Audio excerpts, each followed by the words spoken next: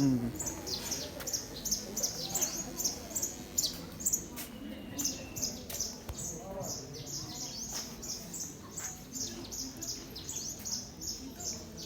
Morning children. Good morning sir.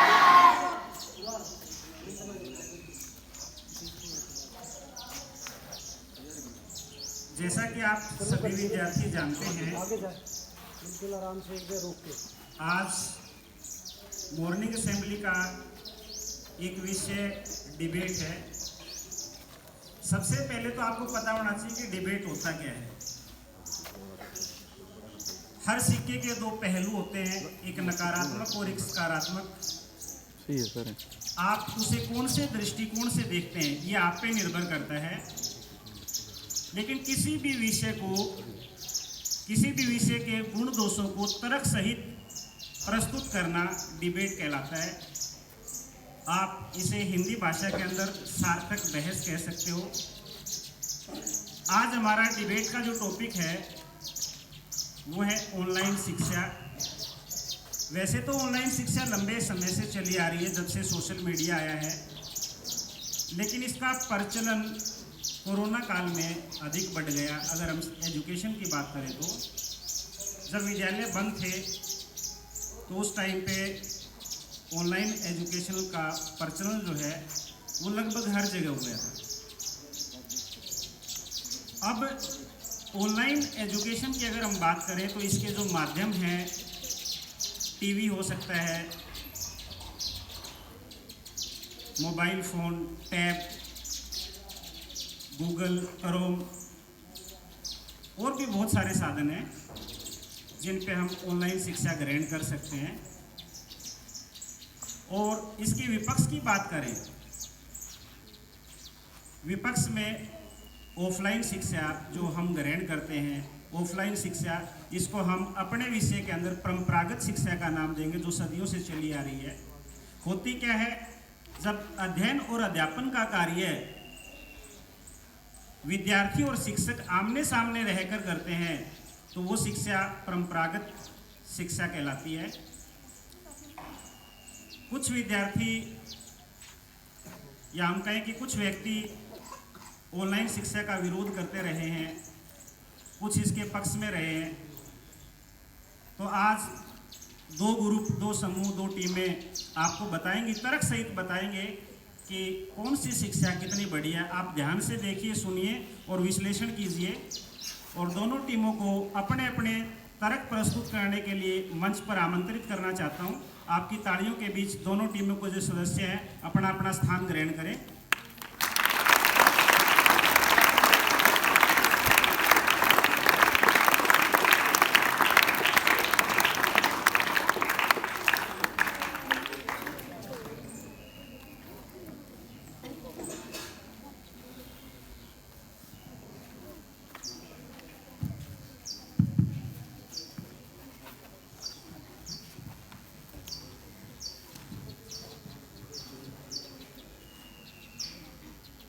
पक्ष और विपक्ष की दोनों टीमें आपके सामने हैं और मैं चाहूंगा कि ये अपनी बात की शुरुआत करें। सुप्रभात। हम प्रेरणा, सपना व श्वेता कक्षा 9वीं व 10वीं की छात्राएं आज आपके सामने ऑनलाइन शिक्षा के पक्ष में व पारंपरिक शिक्षा के विपक्ष में अपने तर्क रखेंगे। सबसे पहले तो मैं आपको बताना चाहती हूँ कि पारंपरिक शिक्षा के लिए स्कूल भवन, जैसा कि आप देख सकते हो, स्कूल भवन के लिए कितने बड़ी बड़ी जगहों की जरूरत पड़ती है। इसके लिए कम से कम 1 एकड़ जमीन की जरूरत तो पड़ती ही है, जो आज की महंगाई को देखते हुए बहुत ही महंगी है। और लाइब्रेरी, लैब में भी अनेकों चीज़ों की जरूरत पड़ती है, जैसे माइक्रोस्कोप, वो भी बहुत महंगे आते हैं। और एसिड, बेस, जो कि है ना हमारे शरीर के लिए बहुत हानिकारक हैं। यदि हमारे शरीर के किसी हिस्से पर वो गिर जाएं तो वो हिस्सा हमेशा के लिए खत्म हो जाता है। वह अन्य ज़रूरी इंफ्रास्ट्रक्चर की ज़रूरत पड़ती है, जो कि बहुत ही खर्चीली प्रक्रिया है। खर्चीली है या नहीं? बोलो, खर्चीली है या नहीं? ऊपर से निजी स्कूलों में admission fees, development charge, computer charge, monthly fees इत्यादि इतने खर्चे होते हैं कि गरीब बच्चे पारंपरिक शिक्षा का खर्च वहन करने में असमर्थ हैं। वे सरकारी स्कूल के हालात इतने खराब होते हैं, कोई भी अभिभावक वहां अपने बच्चों को नहीं पढ़ाना चाहते। मैं तो यह तक कहना चाहती हूँ कि गवर्नमेंट स्कूलों को बंद करना चाहिए और ऑनलाइन पढ़ाई करनी चाहिए और इससे बचने वाले पैसों को अन्य विकास कार्यों में लगा देना चाहिए, जिससे देश की गरीबी में कुछ सुधार हो। इसलिए हम पूरी तरह से ऑनलाइन शिक्षा के पक्ष में है। सुप्रभात। हम मीनाक्षी रितेश में मोनिका कक्षा 9वीं में 10वीं की छात्र व छात्राएं पारंपरिक शिक्षा के पक्ष में हैं। मेरे विपक्षी कह रहे हैं कि पारंपरिक शिक्षा महंगी है। हम इससे बिल्कुल सहमत नहीं हैं। हर विद्यालय महंगा नहीं होता। अपनी आर्थिक स्थिति एवं एजुकेशन क्वालिटी में बैलेंस बनाकर हम अच्छे स्कूल का चयन कर सकते हैं, जहाँ मिनिमम कॉस्ट और मैक्सिमम प्रॉफिट वाली सिचुएशन हो। उदाहरण के लिए हमारा आर्मी पब्लिक स्कूल, जहां कम खर्चे में उत्तम शिक्षा देकर बच्चों के भविष्य का निर्माण किया जा रहा है। इसलिए हम पारंपरिक शिक्षा के पक्ष में हैं। आप सब लोग जानते हैं कि हमारे स्कूल में फीस बहुत ही कम है और शहर के स्कूलों से अच्छा पढ़ाया जा रहा है। आप यह भी जानते हैं कि हमारे स्कूल के बच्चे बाहर कॉम्पिटिशन्स में जाकर अव्वल आते हैं या नहीं? ऑनलाइन शिक्षा में विद्यार्थी अपने पसंद के स्थान व उपयुक्त समय में YouTube या रिकॉर्डेड वीडियो से पढ़ाई कर सकते हैं या नहीं कर सकते हैं? किसी भी टाइम YouTube या रिकॉर्डेड वीडियो से पढ़ाई कर सकते हैं। बच्चों को विद्यालय आने की जरूरत नहीं रहेगी। शिक्षकों को भी घर से पढ़ाने की स्वतंत्रता रहेगी। इससे उन महिला शिक्षकों को फायदा होगा जिनके घर में छोटे बच्चे हैं। होगा या नहीं फायदा? आप सभी जवाब दीजिए। जो आपको अच्छा लग रहा है ना, आप उसका जवाब दीजिए। आपके ऊपर कोई प्रेशर नहीं है, ठीक है? ऑनलाइन शिक्षा में वे अध्यापन के साथ साथ बच्चों का पालन पोषण भी उचित रूप से कर सकती है। परंपरागत शिक्षा में महिला शिक्षिका इस असमंजस में रहती है कि वे विद्यालय जाए या घर संभाले। इसलिए ऑनलाइन शिक्षा उनके लिए एक बेहतर विकल्प है। टीचर्स को ऑनलाइन शिक्षा का चयन करना चाहिए। मेरे विपक्षी साथी ने बड़ी आसानी से कह दिया कि बच्चों को विद्यालय आने की जरूरत नहीं। वे भूल रहे हैं कि शिक्षा का अर्थ केवल मानसिक विकास नहीं है और सर्वांगीण विकास के लिए गुरु का सानिध्य होना और बच्चों का आपसी सहयोग होना अत्यंत आवश्यक है या नहीं? ऑनलाइन एजुकेशन के आर्टिफिशियल वातावरण में औपचारिक ज्ञान तो मिलेगा, लेकिन व्यक्तिगत विकास के लिए आवश्यक वातावरण कहाँ से लाओगे? बताओ ऑनलाइन वालों। हम कोशिश करेंगे कि ऐसा वातावरण बनाने की और पारंपरिक शिक्षा से भी अच्छा वातावरण बनाने की कोशिश करेंगे। हम सिर्फ कोशिश ही कर सकते हैं, लेकिन ला नहीं सकते जैसा परंपरागत कक्षा में होता है। आप ये नहीं जानते कि कोशिश करने वालों की कभी हार नहीं होती है। हमने ऐसा कब कहा कि कोशिश करने वालों की हार नहीं होती? हमने तो सिर्फ ये कहा है कि तुम ला नहीं पाओगे, चाहे देख लेना। परंपरागत कक्षा अच्छी आप ये है। कैसे कह सकते हैं कि हम नहीं ला सकते? हम कह सकते हैं आप नहीं ला सकते तो नहीं ला सकते। परंपरागत शिक्षा में कक्षा में बच्चों की संख्या अधिक होती है, इसलिए पढ़ाई में कमजोर विद्यार्थी अपने अध्यापक से अपनी समस्याओं के बारे में खुलकर बात नहीं कर पाते। आप नहीं कर पाते हो ना बात? नहीं करते बच्चे तो शर्माते हैं, उठते ही नहीं है पूछने के लिए। कौन नहीं कर पाते? आप में से कोई ऐसा है? बताओ, आप अपने अध्यापक से बात कर सकते हैं ना अच्छे से? ऑनलाइन शिक्षा गलत है ना?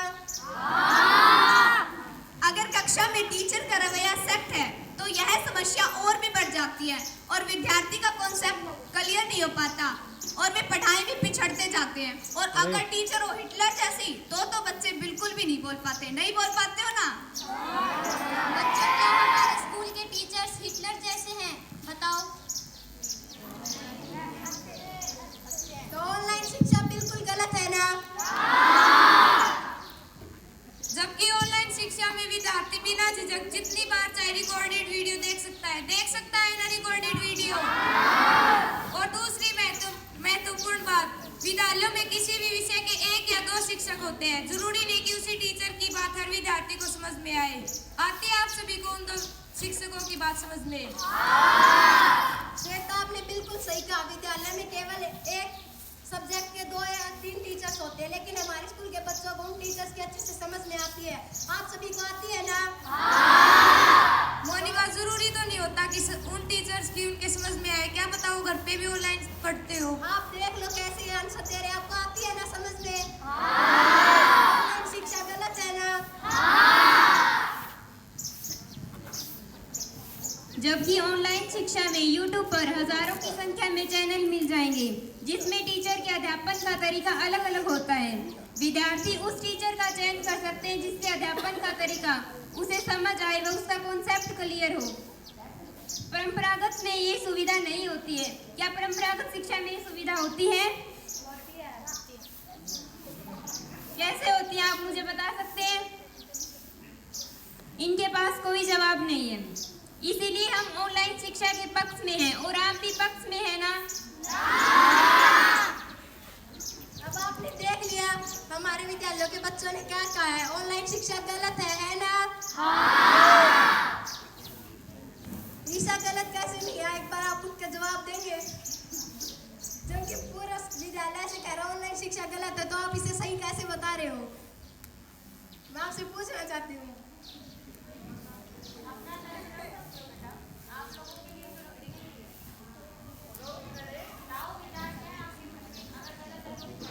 बताओ ईशा, कैसे आपने सही बताया इसे?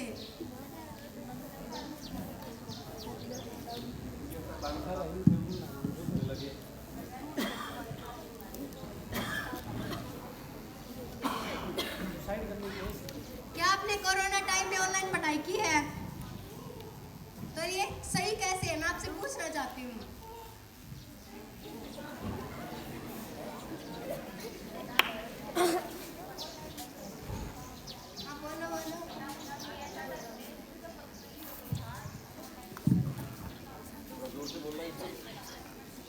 अभी ईशा के पास कोई जवाब नहीं है, ये बस ऐसे ही हाँ कर रही है, मुझे लग रहा है।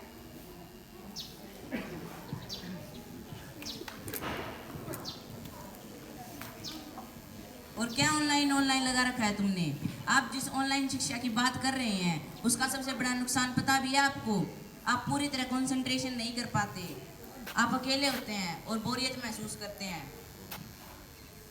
इसमें कंपटीशन व कंपैरिजन का अभाव होता है, इसमें मोटिवेशन का भी अभाव होता है, आप किसी से तुलना नहीं कर सकते। आप ऐसा कैसे कह सकते हैं रितेश कि मोटिवेशन का अभाव होता है? ऑनलाइन क्लासेस में टीचर मोटिवेशनल कहानियां सुनाते हैं, मोटिवेशनल बातें बताकर बच्चों को मोटिवेट करते हैं। लेकिन जो मोटिवेशन ऑनलाइन में हो सकता है वो ऑफलाइन, जो ऑफलाइन में हो सकता है वो ऑनलाइन में नहीं हो सकता। आप ऐसा कैसे कह सकते हैं? हो सकता है। टीचर आमने सामने बैठा कर एक तो बच्चे को मोटिवेट करे और एक ऑनलाइन में करे, क्या आपको कौन सा तरीका सही लगता है? तो ऑफलाइन शिक्षा बेस्ट है ना? मोनिका, एक तो टीचर 60 बच्चों के सामने बच्चे को शाबाशी दे और एक हजारों की संख्या में बच्चे फोन से जुड़े होते हैं, तो वहां पे उस बच्चे की तारीफ की जाए तो उस बच्चे को कितना हौसला मिलता है। जो टीचर हौसला बच्चे के पीठ के ऊपर देते हैं वो हौसला मिल सकता है ऑनलाइन में? मैं आप सभी से पूछना चाहती हूँ। तो ऑफलाइन बेस्ट है ना?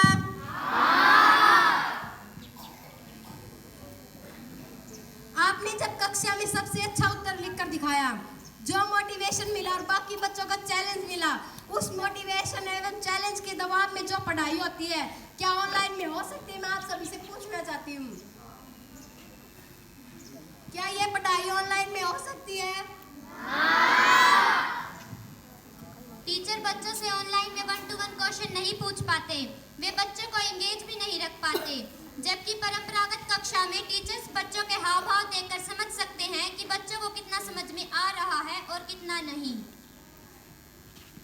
ऑनलाइन शिक्षा में बच्चों और शिक्षकों को विद्यालय जाने की आवश्यकता नहीं होती। न आने से इनका सफर में बर्बाद होने वाला समय तो बचेगा ही, सड़क पर वाहनों की संख्या भी कम होगी ना बच्चों? सड़क पर वाहनों की संख्या कम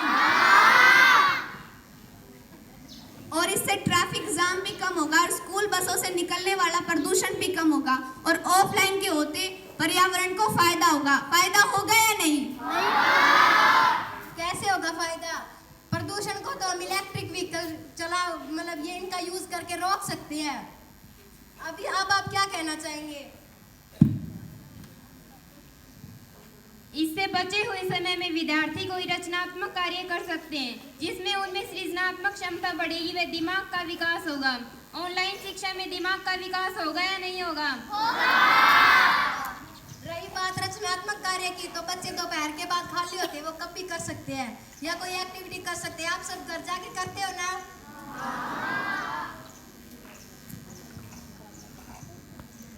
मेरे विपक्षी साथी ट्रैफिक के धुएं की बात कर रहे हैं, लेकिन मोबाइल के टावर की रेडिएशन दिखाई नहीं दे रही।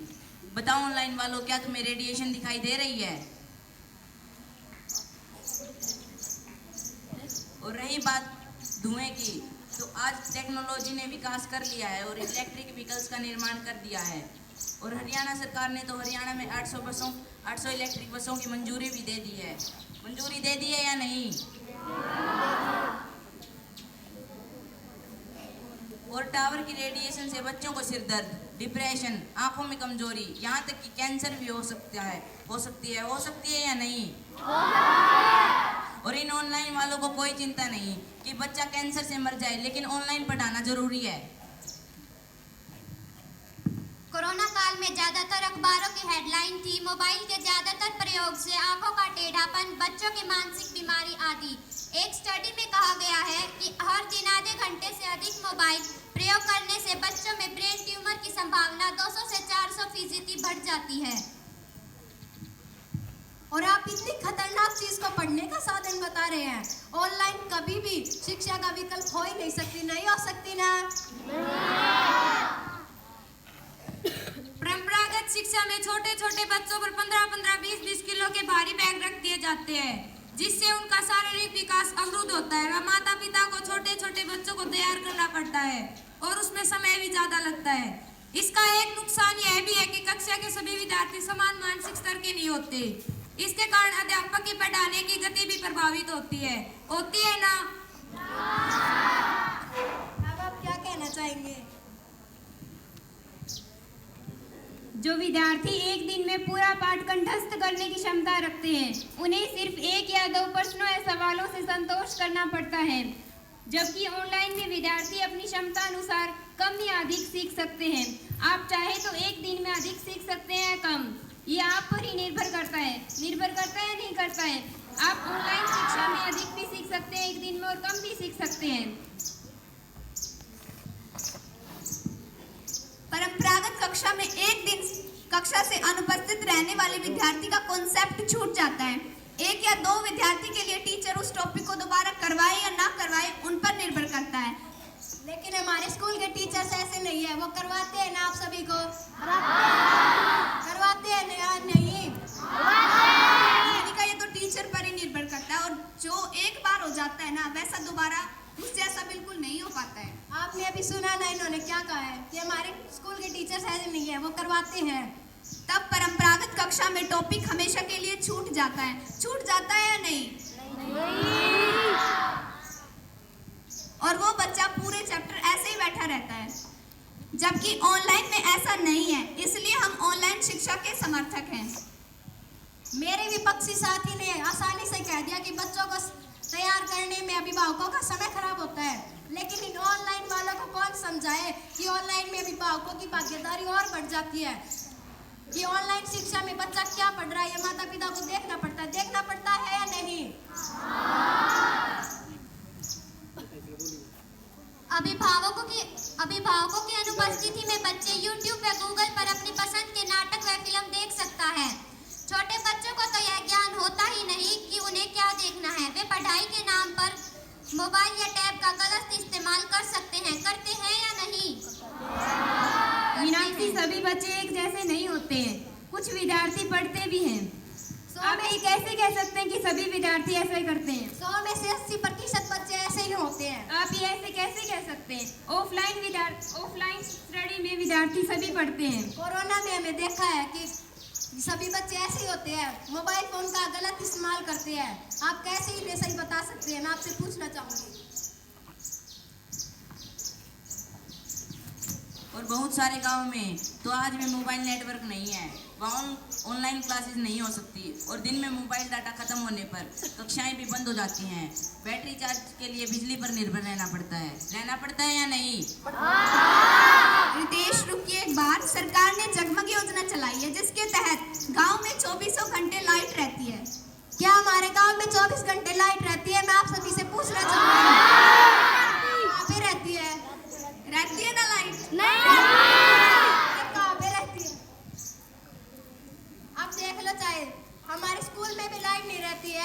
पूछ के देखो, पूरे दिन में 5-6 लीटर तेल की खपत हो जाती है। कहाँ पे लाइट रहती है, मैं आप सभी से पूछना चाहूंगी। आप कैसे कह सकते हैं कि पूरा 24 घंटे लाइट रहती है? अगर आप ऐसा कह रहे हैं तो टेक्नोलॉजी ने भी बहुत तरक्की की है मोनिका। पावर बैंक आते हैं जिनको आप खाली समय में चार्ज करके और जब जरूरत हो किसी भी जगह पे यूज कर सकते हो। ये जरूरी तो नहीं कि हर गरीब परिवार के पास पावर बैंक या टैब खरीदने की क्षमता हो। अच्छा, और फीस देने की क्षमता है? हमने क्या कहा था कि हमारा स्कूल इतना महंगा नहीं है। आपको कितनी बार एक ही बात बतानी पड़ेगी? फिर भी मोनिका, हर महीने फीस देनी पड़ती है और फोन को आप एक बार ले आओ, वो लंबे टाइम तक चल सकता है। लेकिन फोन में भी तो रिचार्ज की जरूरत होती है, खुद ही चल जाएगा। मैं आपसे पूछना चाहूंगी।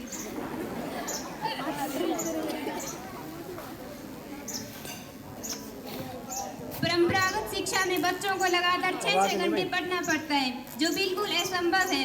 और ऑफलाइन शिक्षा में विद्यार्थी को एक ही मुद्रा में बैठे रहना पड़ता है। आप बताइए कि आप स्कूल में एक ही मुद्रा में बैठे रहते हैं ना सारे दिन, जो बिल्कुल ही कठिन है। और मनोविज्ञान ये भी कहता है कि कंसंट्रेशन के टॉप लेवल पर हम 50 से 55 मिनट रह सकते हैं, और स्कूल में तो 6-6 घंटे पढ़ाया जाता है। क्या हमारा कंसंट्रेशन टॉप लेवल पर रहता है? नहीं रहता है बच्चों, क्योंकि टॉप लेवल पे रहता है? नहीं रहता है। रहता है। सभी बच्चे ऐसी तो पढ़ाई कर रहे हैं। हमारे स्कूल के बच्चे महान बहुत है। कौन आप सब महान है? पूरे दिन पढ़ते हो ना। इसके बाद आपका कंसंट्रेशन लेवल कम हो जाता है, लेकिन स्कूल में पीरियड्स लगातार होते हैं, जिससे बाद में आने वाले पीरियड्स में कंसंट्रेशन टॉप लेवल पर नहीं रहता ना। जैसा आपको फर्स्ट पीरियड में समझ में आता है, वैसा आपको 6th पीरियड में आता है समझ में। शिक्षक इस बात से अच्छी तरह वाकिफ है, इसीलिए विद्यालय में कोई भी पीरियड 40 से 45 मिनट से अधिक नहीं होता, और इन 40-45 मिनटों में भी टीचर्स हंसी मजाक करते रहते हैं। क्या आपसे टीचर हंसी मजाक नहीं करते? ताकि कंसंट्रेशन बना रहे और बच्चे बोर भी न हो, इसलिए परंपरागत कक्षा ऑनलाइन कक्षा से बेहतर है। इसलिए परंपरागत कक्षा अपनाइए।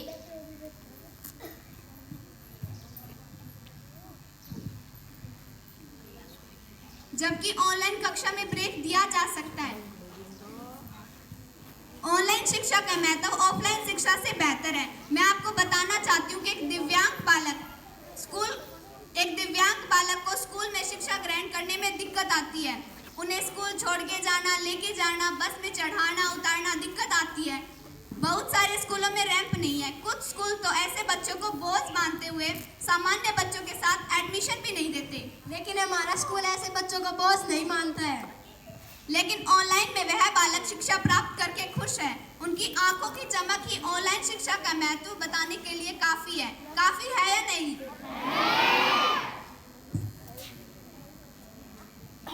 परंपरागत शिक्षा में एक शरारती बच्चा पूरी क्लास को परेशान करता है।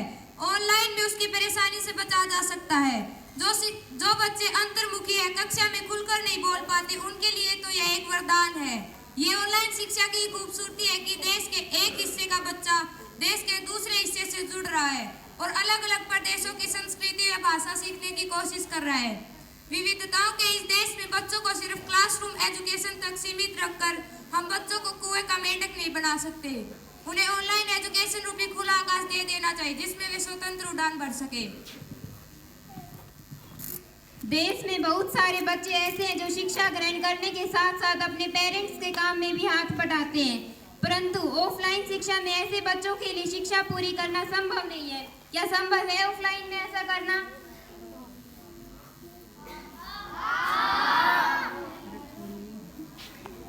पिछले 3 वर्षों से हमारी शिक्षा व्यवस्था पूरी तरह चरमरा जाती यदि ऑनलाइन एजुकेशन नहीं होती। यदि इतने लंबे समय तक बच्चों को शिक्षा नहीं मिलती तो क्या उनकी जड़ें कमजोर नहीं पड़ जाती? ये तो हमारी मजबूरी थी कि हमें ऑनलाइन शिक्षा का चयन करना पड़ा।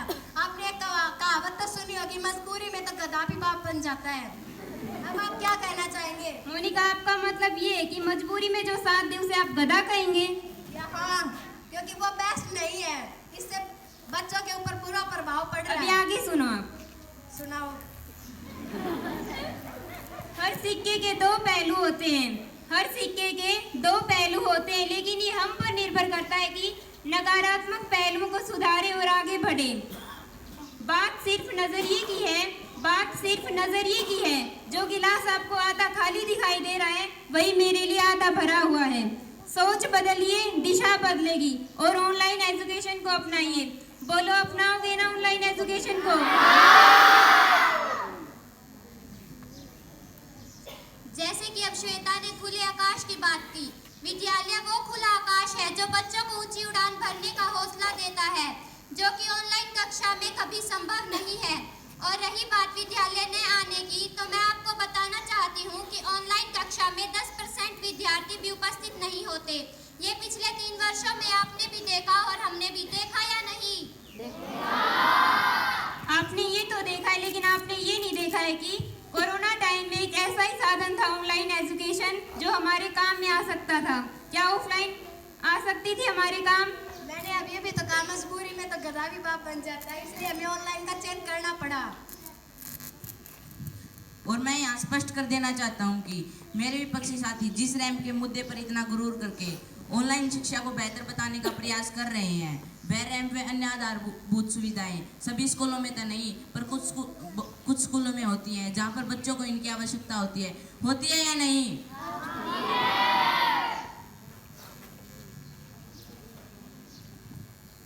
वे जिन अंतर्मुखी बच्चों व संस्कृतियों को सिखाने का मुद्दा मेरे साथी उठा रहे हैं, उन्हें मैं बताना चाहती हूँ कि जितनी को-करिकुलम एक्टिविटीज, साइंस एक्सपेरिमेंट और कल्चरल प्रोग्राम परंपरागत कक्षा में योग्य शिक्षकों की देखरेख में सिखाए जाते हैं, वो ऑनलाइन कक्षा में असंभव है। और इसके अतिरिक्त परंपरागत कक्षा में बच्चों को बताया जाता है कि किस शब्द को कैसे बोलना है। पढ़ने के साथ साथ बैठने का ढंग, बोलने का तरीका, ये सब टीचर सिखाते हैं। जैसे रचना मैम बच्चों को हाथ पकड़ कर लिखना सिखाती है, क्या ऑनलाइन सिखा देगा ये सब? मैं ऑनलाइन वालों से पूछना चाहती हूँ, क्या ऑनलाइन ये सब सिखा देगा? बच्चों को हाथ पकड़ के लिखना किसने आगा था? मैं उनसे भी पूछना चाहती हूँ। गर्मी के मौसम में तेज गर्मी, सर्दी में कपकपा देने वाली ठंड और बारिश में सड़कों पर भरा पानी परंपरागत शिक्षा का डरावना दृश्य है। ऐसे मौसम में बच्चों को घर से बाहर पढ़ने भेजना जोखिम भरा काम है। पेरेंट्स को दिन भर यही चिंता सताती है कि इस गर्मी या सर्दी में मेरा बेटा बेटी विद्यालय प्रांगण में सुरक्षित भी है नहीं है। आप हर रोज देखते हैं कि विद्यालय में बच्चों को चक्कर आ जाते हैं गर्मी के कारण।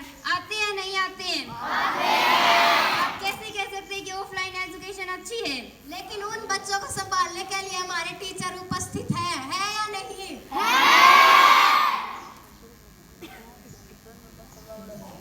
इसके अतिरिक्त पानी पीने या वॉशरूम जाने तक के लिए विद्यार्थी को टीचर की मर्जी पर निर्भर रहना पड़ता है या नहीं?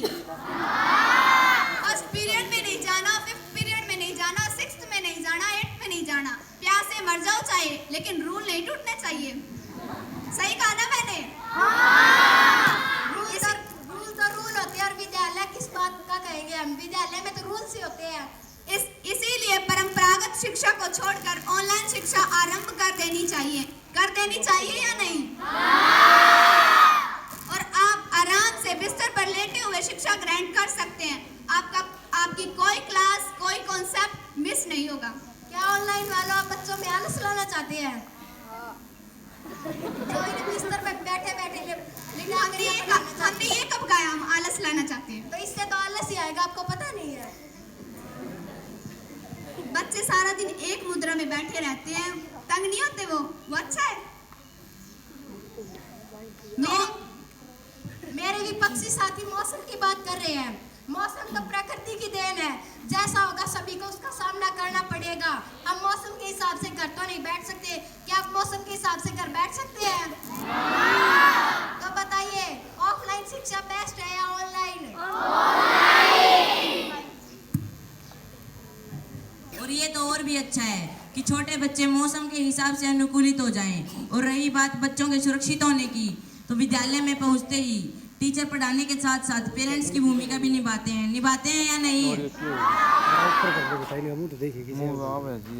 और जिसे तुम पानी वॉशरूम जाने की मर्जी कह रहे हो, सभ्य भाषा में तो उसे अनुशासन कहते हैं। जिसे आप ऑनलाइन वाले कभी नहीं समझोगे। इसलिए परंपरागत शिक्षा अपनाइए, अपना उज्जवल भविष्य बनाइए।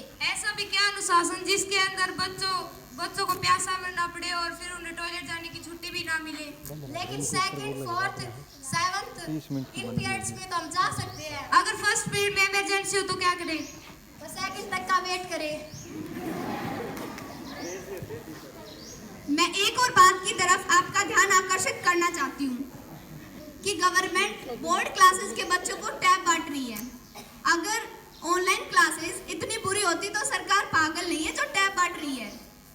तो ऑनलाइन क्लासेस अच्छी है ना?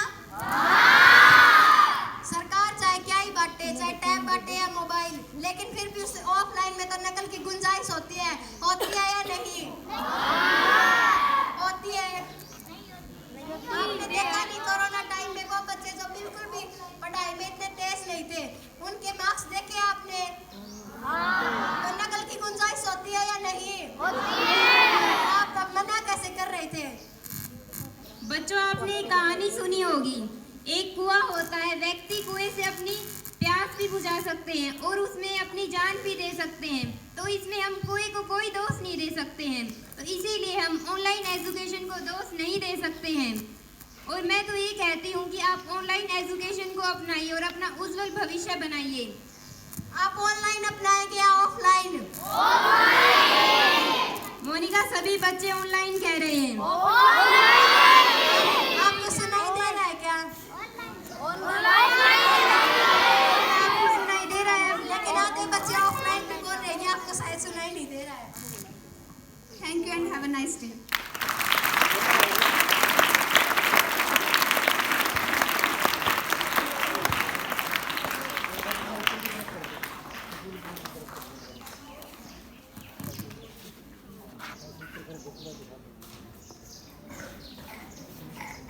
Once again, good morning children.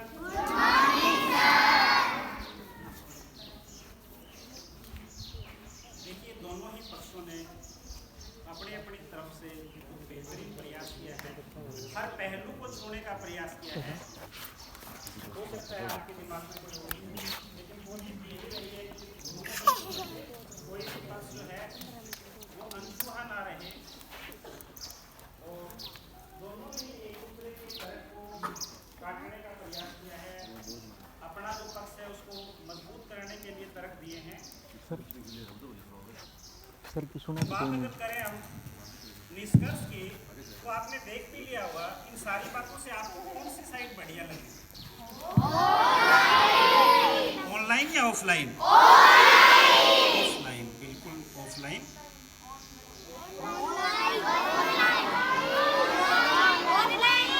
ये मुद्दा इसीलिए शुरू किया गया था कि सभी सहमत नहीं होते, कुछ इसके पक्ष में होते हैं, कुछ इसके विपक्ष में होते हैं।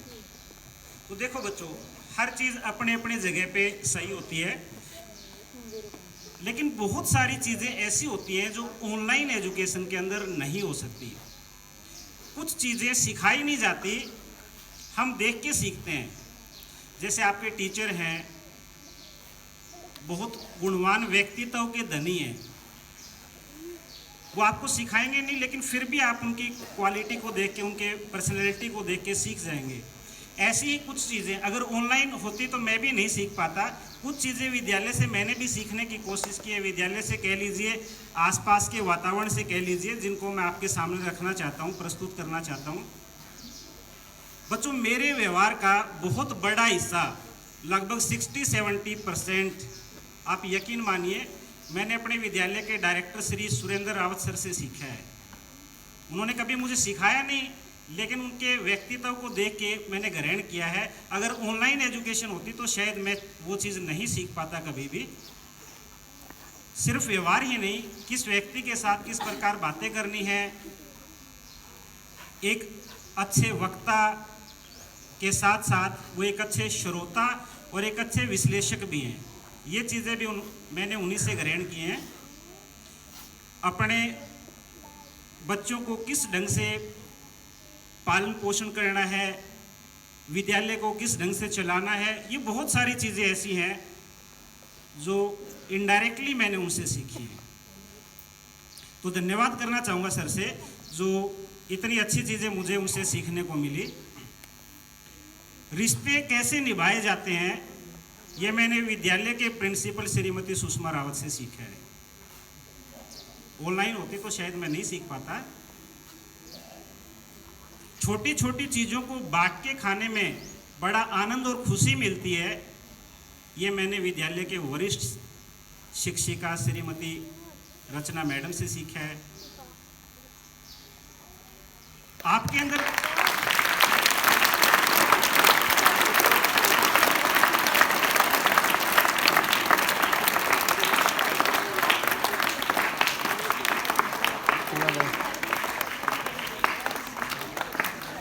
आपके पास कुछ है नहीं है ये मैटर नहीं करता। आपके अंदर सहयोग की भावना होनी चाहिए, मदद करने की इच्छा होनी चाहिए। ये विद्यालय के मैडम श्रीमती रितु से मैंने सीखा है।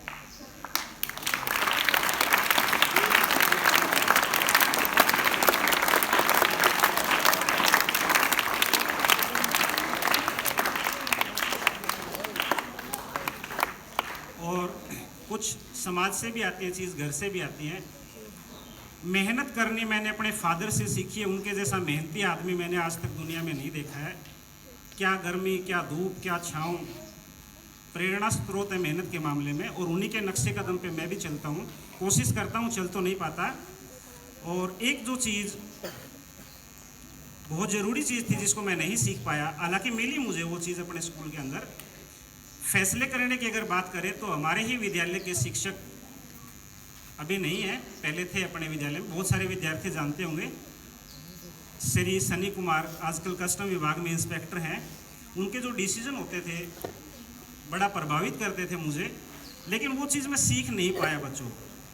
और ना सीख पाने का मलाल मुझे आज भी है, ना एक अच्छी चीज़ छोड़ देने के कारण आज फैसले मैं खुद नहीं ले पाता। फैसले परिस्थितियाँ करती हैं और मुझे उनको फॉलो करना होता है। तो मैं आपको बताना चाहता हूँ, जो भी चीज़ आपको मिलती है अच्छी देखने के लिए वो ग्रहण कर लीजिए। आप ये नहीं, बाकी अगर आप सीखना चाहते हैं, आपके पास में संदीप कसाना सर, शीतल मैडम मल्टी टैलेंट के गजब के एग्जाम्पल है। अगर आप उनसे कुछ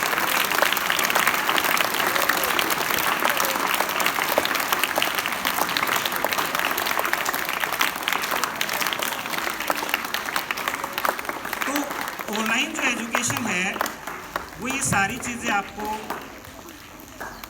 नहीं दे सकती। ये चीज़ें आप पास रहने से ही सीखते हैं।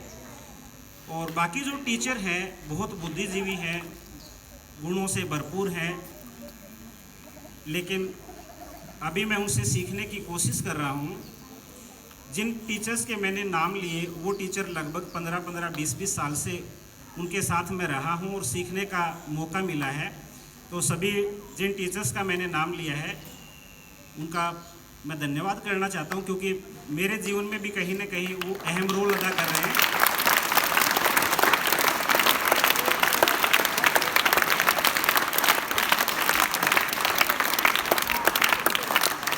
और ये जो चीज़ें हैं बच्चों, ये 1 या 2 दिन में नहीं आती, काफ़ी लंबे टाइम तक आप ऑब्जर्व करते हैं। ऑब्जर्व करने के बाद आप सीखते हैं।